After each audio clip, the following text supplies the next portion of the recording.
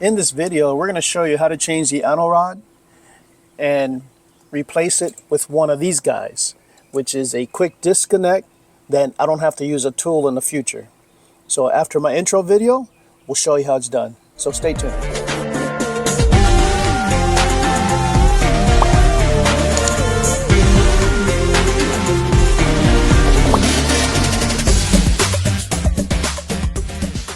Since we bought the RV, I have not changed this rod yet, and I don't know when was the last time that the previous owner had changed it.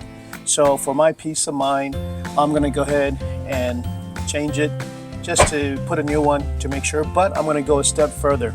We're actually going to have a Borescope inspection camera where we're going to go inside to inspect it after we flush it out to see how good it is, and also to put some vinegar in there to clean it real well and maintain it.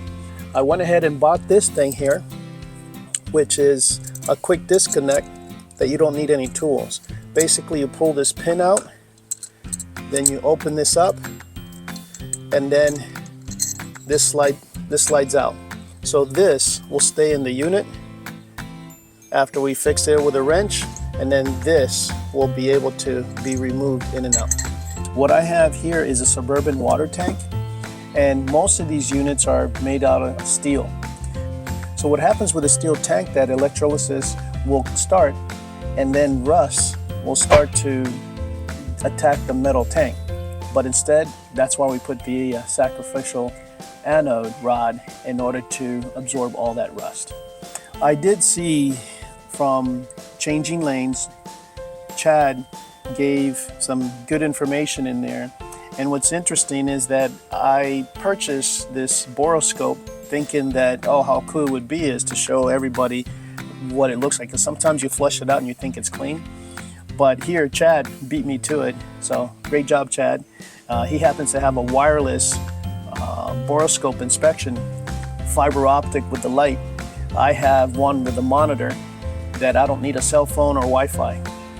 The other person I got to give credit to is Downsizing Makes Sense, and where he created this PVC pipe where we're going to put the vinegar in through here, and then we're going to feed the water through here instead of going through the Nautilus system.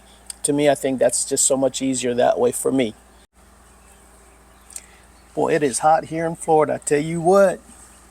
So just to kind of go through the process, what are the first things you need to do? Well, the first thing is, in the inside, you need to make sure that the switch, the hot water heater switch, is off, because this can be very scalding hot water, and you don't want that happening all over you. Then the second thing is, you want to make sure that your water valve is off at the main, so like that's not feeding it no more. Then the third thing is that you go in the inside and open your hot water, so like that, to make sure that there's no more pressure inside.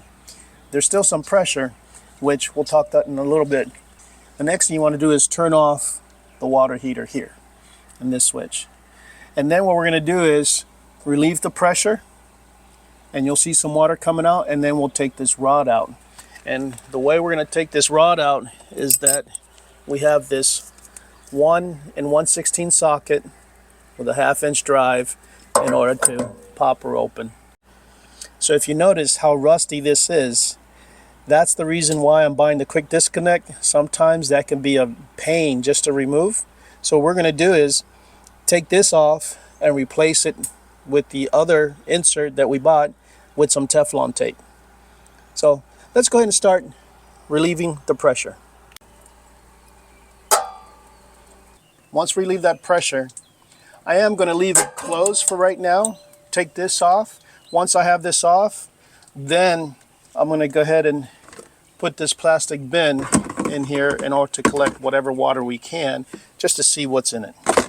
So now, let's go ahead and get some muscles into this here. Oh, not bad.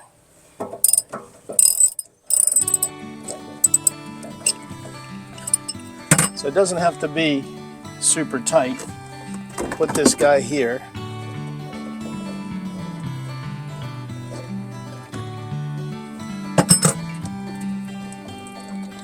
Look at there. Look at all the crud that's coming out.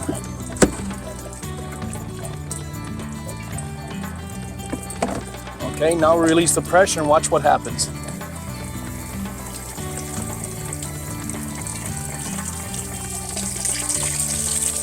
The reason I'm doing slowly is I just don't want my camera equipment to get all wet, which is happening already. The tripod.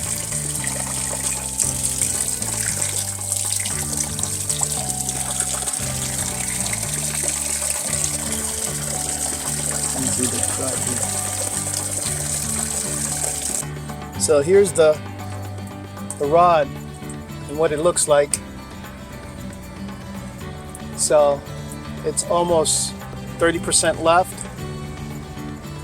So here's the thing, guys. I've heard different stories where at 50% you want to change or 25%. To me, it's still working even at 25%. So personally, I'm going to do it once a year. So this month is June. Next June, I'm going to check it out. I'll do another video just to see where we're at. We don't have too much hard water here, and I have a water softener, so that does help. So if you do have hard water, you may want to consider changing it twice a year instead of once a year. So I'm a full-timer, and because of it, having soft water, I'm going to put my note on my calendar so I can go ahead and change it once a year and then see where we're at. So this is not bad. Compare to this here, and you can see there the center rod there, that how much is still left. I will show you in the water here, that's the calcium that you can see we want to get rid of. Look how much there is. So at this point, normally what you want to do is flush it out. I have this wand here, it's a hot water tank rinser that, let me show you here. Pretty much you stick your water hose on here, it's got a little angle, you got a shut off valve here, and you stick it in there and move it all around in order to clean it out and flush it. But because we want to see what's inside, I have this Borescope that we're going to go ahead and go in there with a light, videotape it and see what it looks like, and then we'll flush it out. Then we'll see what it looks like after we flush it out, and then we'll go ahead and add the vinegar. We have 6 gallons of white vinegar, and we're going to let it sit overnight, and then tomorrow we'll flush it all out again and then see what it looks like. All right, so let's go ahead and pull out the Borescope. So this is the Borescope that I got, and this button here, so if I was to turn it on, oh yeah, I still got the paper here. Let me take this off. If I was to turn it on, you can see there's got a light there on the top, but then if I hit this button here, it'll get me on the side cameras and the top camera, as you can see there in the top. So it's got 3 different views. In fact, right up here, there's a video that I made about this particular Borescope, which I don't need Wi-Fi, and it's got its own camera system, which is pretty neat in order to look through stuff. So check out the video about this Borescope system here. I used to be a certified Borescope inspector in aviation, and which was pretty cool. It goes through the engine and be able to see for any cracks and things like that. So it's pretty similar. Fiber optic lighting. So now we're going to go in here and insert. You want to get the orientation to see which is up and down. So this is my up. So now let's go ahead and show you this here.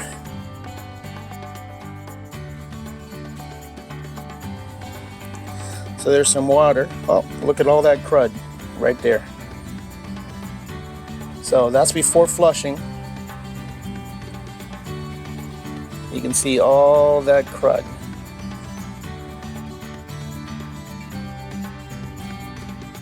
So right there you can see the heating element right there. It's got some stuff.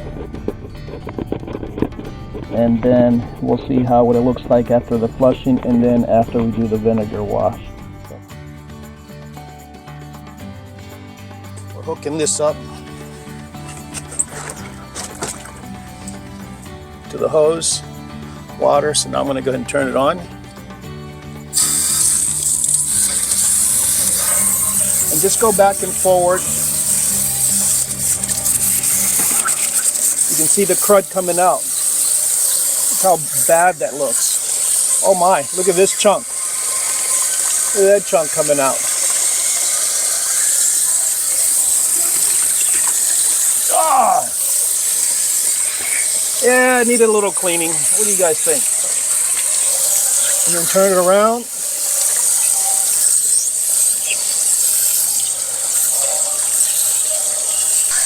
Look at all that brown water. All that chunk keep coming out.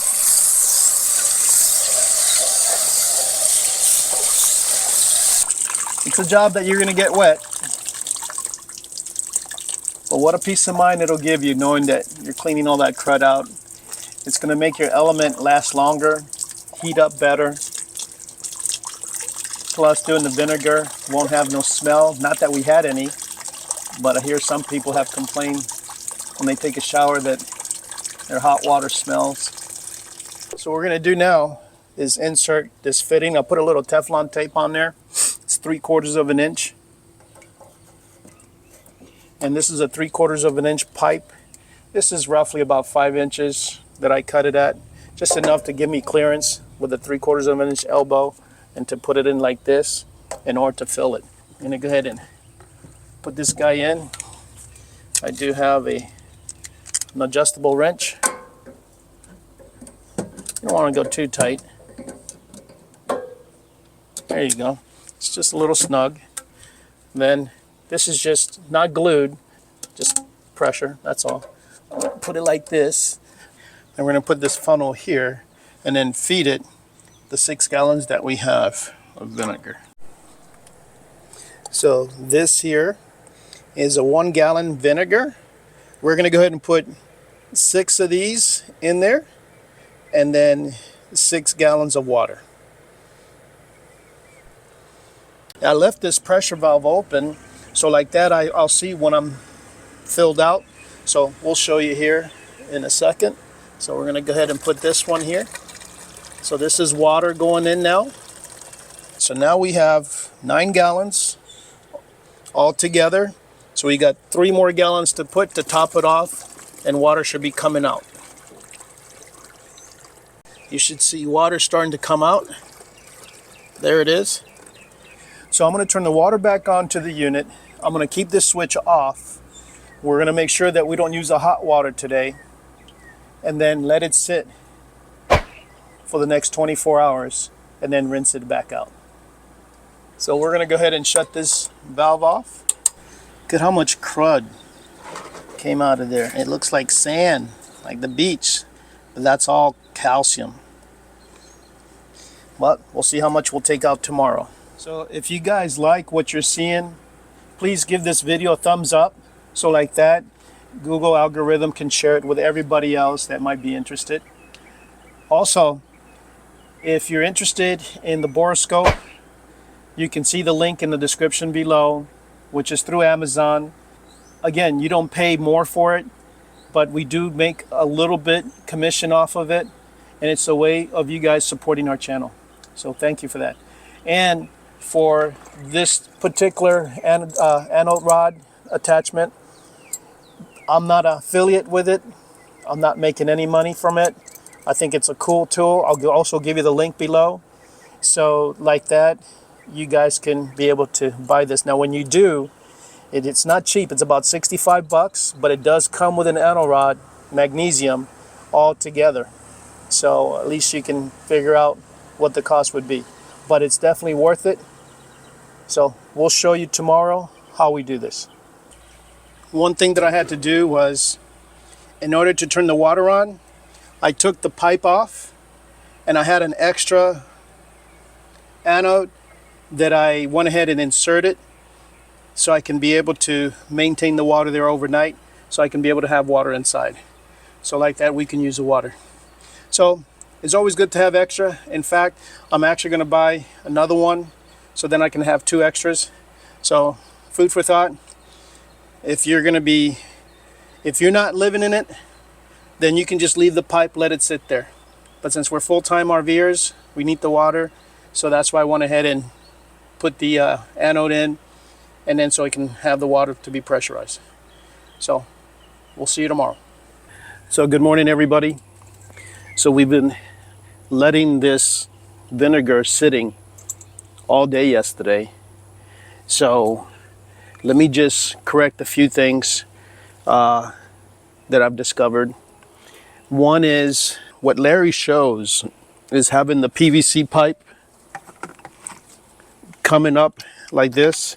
And since we didn't glue it, the way that Larry showed it is having this pipe here and letting it sit in the tank until next day.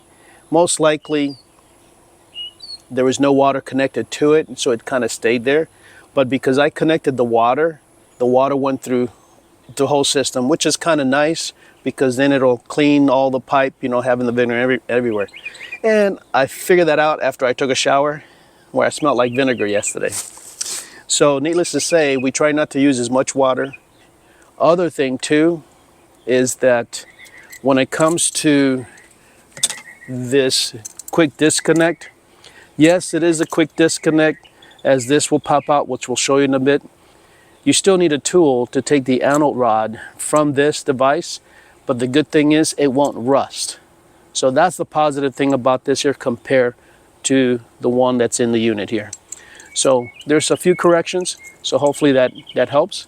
But we are going to go ahead and look and see and how good did it clean. I put this plastic paper, it's basically a trash bag, just so when the water comes out, especially has vinegar, I don't want it ruin the panels because being that it's vinegar, and just have it run right off. So hopefully that will help here a lot so it won't mess up this here. Here's the thing that we got to do first before we can let this out. Remember, we got to turn the water off to the main unit, and then we got to have somebody inside to turn on any spigot to make sure that the pressurize is open. And then afterwards, we're going to go ahead and open this to let go some more pressure. So let's go ahead and do that now.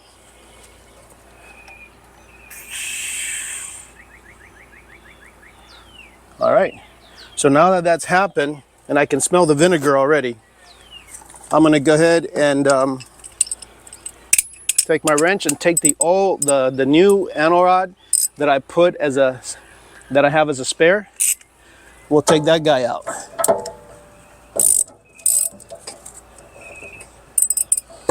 What we're going to do is, so it won't splatter all around,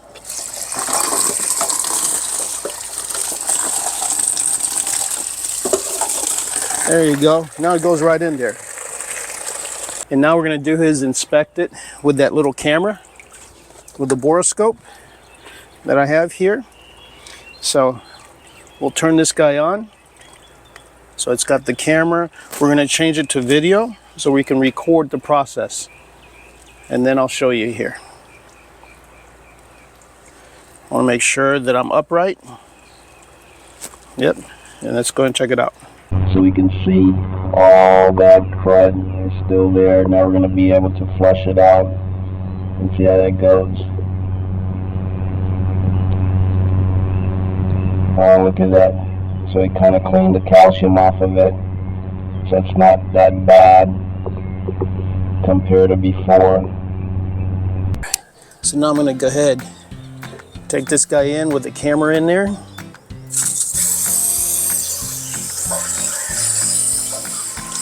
So we're not going to be able to get the whole thing, all the calcium, but as you can see here, a lot of the fine stuff came out.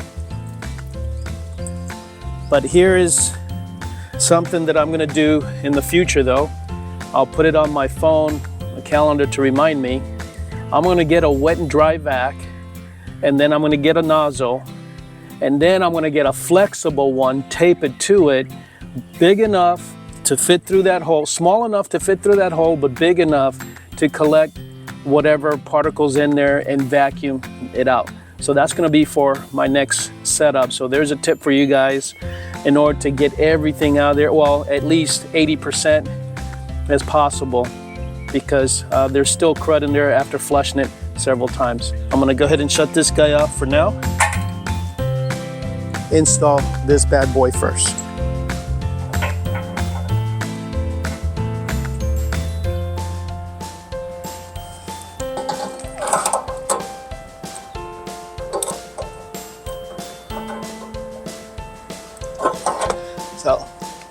does not have to be super tight.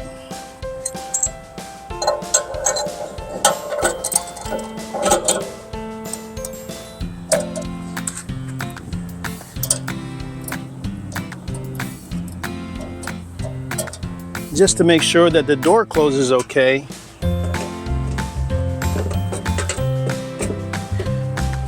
So there's plenty of room. I got this other wand. I got a little bit more out of it, but again, the vacuum system is going to work better. So I'm going to add water to this, and I'm going to do it totally in a different way. I'm going to take the wand in here, and I'll put this plastic, kind of hold it in order so it won't leak. And I'm going to see once water comes out of here, then I'm going to put the anode rod quickly in. So like that, it has very little to fill in. So remember, we're going to put about 12 gallons. Once water starts purging out from the top, I can shut the valve off and not a whole lot of water will come out, enough time for me to put the anode rod in. So you can see that the water is coming from the top now, clearing out any gases that I have, any air pockets. So what I'm going to do is, I'm just going to shut this real quick, turn that valve off, and then take this out. Get the anode ready. Listen to me. The anode rod ready. See, very little water came out. Enough so I can go ahead and put this guy in. And put the clip. And there you go. It's not leaking there. I'll get some paper towels. I'm just gonna go ahead and dry this water off. You guys are probably wondering what the world is that there. That's Jogoswall. It's a fire depressant that if a fire was to come about here because of the propane, this thing will turn on. In fact, I have a video on the upper corner that you guys can go ahead and watch if you want. I have this throughout my unit just in case to turn off a fire if need be. But here we can see that there's no more leaks. There's no leaks here. I don't see any water dripping, so this thing is doing the trick. And this thing here is not leaking. So now what we're gonna do is we're gonna turn this switch back on. We're gonna go ahead and turn the water back on and then get all the air pockets out of the valve. We already purged in the kitchen, but just to kind of give you an idea, you see, you got air coming out. That's normal. That white sud was vinegar, now it's clearing out, it's done. Oh, I guess not. So we're gonna let it run so the vinegar that's in the piping can clear out. Let's see here. Yep, that did the trick.